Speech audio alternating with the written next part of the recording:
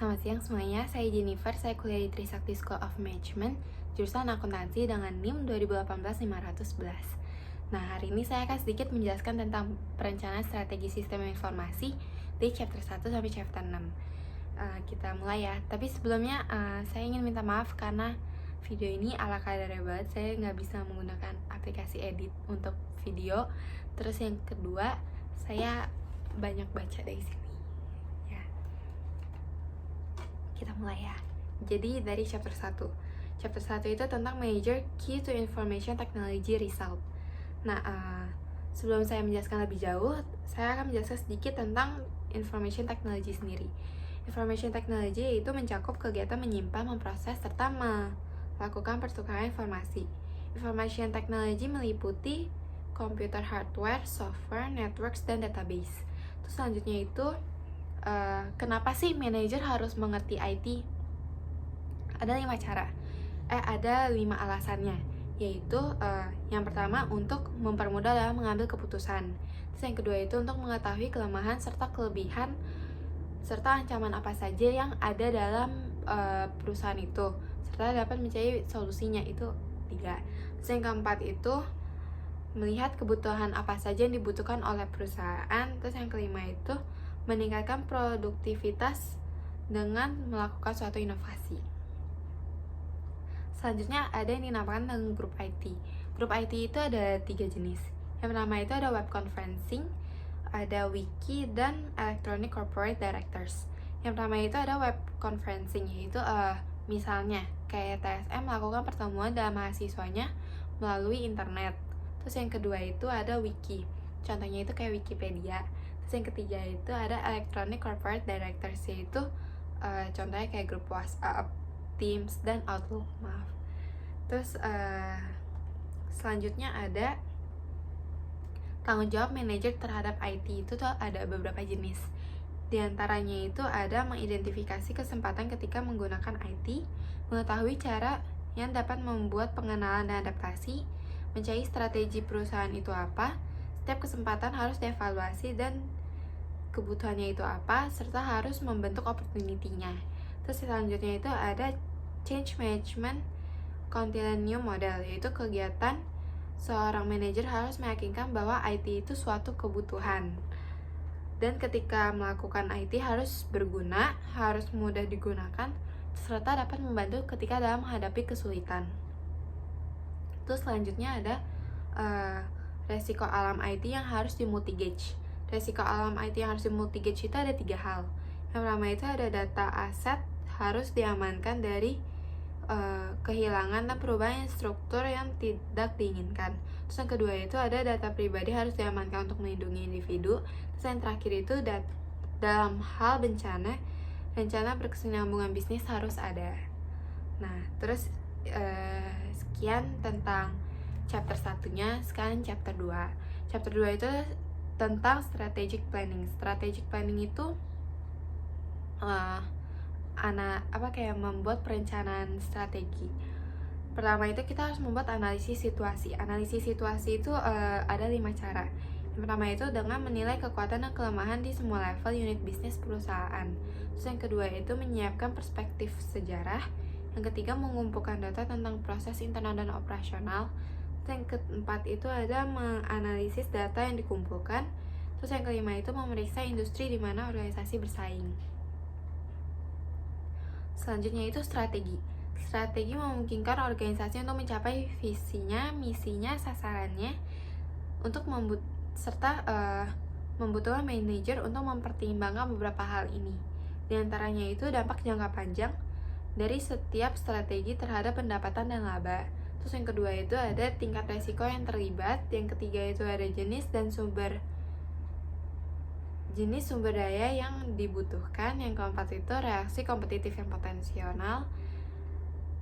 Dan yang terakhir itu hasil analisis SWOT.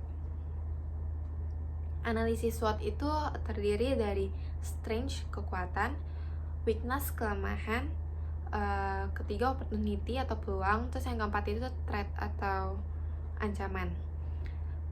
Saya mulai dari yang kekuatan.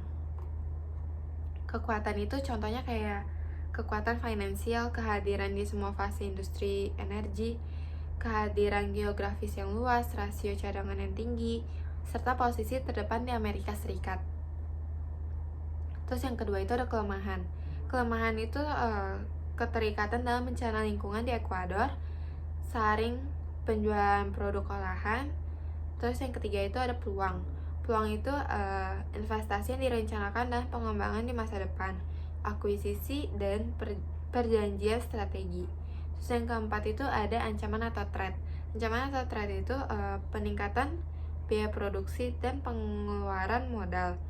Yang kedua itu ada peraturan emisi gas rumah kaca.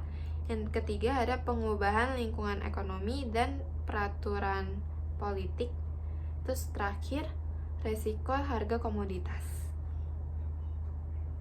Sekian dari chapter 2. Selanjutnya chapter 3. Chapter 3 itu membahas tentang project management.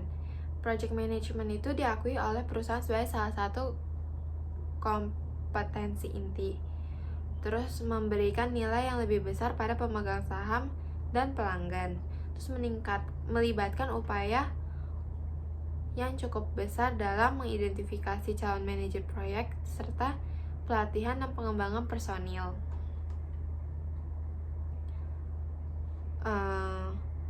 Selanjutnya ada project management. Project management sendiri itu adalah penerapan pengetahuan, keterampilan, dan teknik untuk kegiatan proyek untuk memenuhi persyaratan proyek.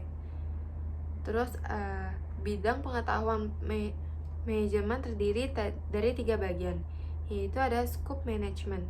Scope management itu mendefinisikan pekerjaan yang harus dilakukan sebagai bagian dari proyek, mengendalikan pekerjaan untuk tetap berada dalam lingkungan yang telah disepakati. Terus ada time management. Time management melibatkan penentuan tanggal penyelesaian yang dapat dicapai, pengembangan jadwal proyek yang dapat dikerjakan, memastikan penyelesaian proyek dapat selesai tepat waktu. Yang ketiga ada cost management. Cost management itu mengembangkan dan mengelola anggaran proyek. Ini tuh melibatkan sumber daya, perkiraan biaya, anggaran biaya, dan pengendalian biaya. Semua yang berhubungan dengan biaya. Terus ada quality management. Quality management itu memastikan proyek ini dapat memenuhi kebutuhan yang telah dilakukan. Terus ada human resources management, yaitu membuat penggunaan optimal dari orang yang melibatkan proyek, termaksud perencanaan organisasi, akuisisi staff, dan pengembangan tim. Selanjutnya ada communication management, yaitu pembuatan, pengumpulan, penyebarluasan, dan penyimpanan informasi proyek secara tepat waktu dan efektif. Terus ada risk management, yaitu mengidentifikasi, menganalisis, dan mengelola resiko proyek. Resiko proyek sendiri itu adalah tidak pasti peristiwa itu jika terjadi, memiliki efek positif dan negatif pada tujuan proyek. Selanjutnya ada procurement management, yaitu membeli barang atau jasa untuk proyek dari sumber di luar organisasi yang berkinerja. Selanjutnya ada, atau yang terakhir ada project integration management, yaitu memerlukan asimilasi dari semua 8 bidang pengetahuan manajemen proyek lainnya, memerlukan koordinasi semua orang yang sesuai, sumber daya, rencana, dan upaya untuk menyelesaikan proyek berhasil. Terus sekian dari chapter 3. Selanjutnya chapter 4. Chapter 4 membahas tentang business processing and outsourcing. Outsourcing sendiri adalah pengambilan sumber daya dari luar. Manajer harus mengerti outsourcing karena taruhannya tinggi. Terus yang kedua, kegagalan untuk menerapkan praktik terbaik mengarah pada penurunan bisnis. Yang ketiga, manajer harus diperingatkan tentang masalah potensial. Yang keempat, proses yang efektif harus diikuti dan meminimalkan resiko dan memastikan keberhasilan. Selanjutnya ada reason for outsourcing. Reason for outsourcing itu ada 3. Memotong dan menstabilkan biaya, tingkatkan fokus perusahaan pada operasi inti, tingkatkan kemampuan dari layanan perusahaan, serta mempercepat waktu ke pasar. Terus ada planning an effective outsourcing process. Ini tuh ada 8. Jadi yang pertama itu ada establishing a smart outsourcing strategy. Terus yang kedua ada evaluating and selecting appropriate service providers. Terus ada evaluating service providers location. Ada benchmarking existing service level. Ada defining the strategy level agreement. Ada developing an outsourcing contract. Ada establishing an outsourcing governance process. Terus yang terakhir ada measuring the evaluating result. Sekian dari chapter 4. Selanjutnya chapter 5. Chapter 5 membahas tentang corporate and its governance. Jadi corporate and its governance sendiri adalah proses kebiasaan, aturan, prosedur, kebijakan, dan tradisi untuk menentukan bagaimana mengarahkan dan mengendalikan kegiatan manajemen. Biasa dilakukan oleh dewan direksi, CEO, eksekutif senior, dan pemegang saham. Masalah yang ditangani oleh tata kelola perusahaan itu diantaranya ada mempersiapkan laporan keuangan perusahaan, memantau pemilihan prinsip dan kebijakan akuntansi, menetapkan kontrol internal, mempekerjakan auditor eksternal, menominasikan dan memilih orang ke dewan direksi, mengelola resiko, serta kebijakan dividen. Manajer itu harus memahami tata kelola IT karena tujuannya universal untuk bisnis, memanfaatkan IT untuk mentransformasi perusahaan dan menciptakan layanan bernilai tambah, meningkatkan pendapatan, dan mengurangi biaya. Yang kedua itu untuk tata kelola IT yang efektif, yaitu dalam menyelaraskan, mengintegrasikan organisasi IT dengan bisnis, mengurangi resiko dan biaya, serta membantu perusahaan untuk mendapatkan keuntungan bisnis. Sekian dari chapter 5, dan chapter terakhir yaitu chapter 6. Chapter 6 itu tentang collaboration tools. Collaboration tools sendiri adalah alat yang membantu manusia untuk bekerja sama dan bertukar informasi. Kebutuhan untuk bekerja sama adalah salah satu hal penting dari sebuah pengembangan sistem dan atau dalam menyelesaikan sebuah proyek. Kebutuhan ini dapat terhambat apabila terjadi masalah jarak atau waktu. Manajer harus memahami alat kolaborasi utama karena memungkinkan karyawan untuk mengakses data perusahaan dan pesan penting terlepas dari semua waktu dan lokasi. Terus yang kedua itu meningkatkan organisasi untuk melakukan pertemuan virtual, membantu menyampaikan informasi dan pelatihan, serta memungkinkan perusahaan untuk lebih dekat dengan pelanggan mereka. Selanjutnya ada electronic bulletin board, adalah sistem elektronik yang standar, rendah biaya, dan akar rumput untuk menyiarkan atau memproses informasi mengenai suatu tema yang spesifik. Terus ada blogs, yaitu situs web di mana kontributor memberikan komentar berkelanjutan tentang subjek tertentu. Organisasi biasanya menggunakan blog untuk tujuan bersama. Untuk tujuan pemasaran. Terus yang selanjutnya ada calendaring software, memungkinkan orang untuk menangkap dan merekam pertemuan dan acara yang dijadwalkan. Terus ada desktop sharing, memungkinkan akses jarak jauh dan kolaborasi di komputer. Terus ada instant messaging, adalah percakapan di mana satu komputer berkomunikasi dengan yang lainnya untuk bertukar teks, gambar, dan lainnya.